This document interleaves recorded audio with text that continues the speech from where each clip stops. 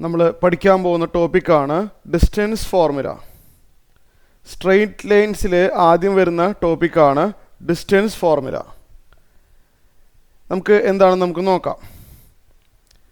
Distance formula പഠിച്ചിട്ടുണ്ടല്ലോ, ഓർത്ത് നോക്കിയേ. രണ്ട് പോയിൻറ്റ്സ് തന്നിട്ടുണ്ടാവും, എയും ബിയും. എയുടെ കോർഡിനേറ്റ്സ് x1, y1, ബിയുടെ കോർഡിനേറ്റ്സ് x2, y2 ആണെങ്കിൽ എക്കും ബിക്കും ഇടയ്ക്കുള്ള ഡിസ്റ്റൻസ് കാണാനുള്ള ഫോർമുല ഓർമ്മയുണ്ടോ? പഠിച്ചിട്ടുള്ളതല്ലേ? Root of x2 minus x1 whole square plus y2 minus y1 whole square.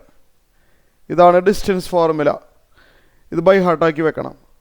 Root of x2 minus x1 square plus y2 minus y1 square. ഇതാണ് formula. Okay.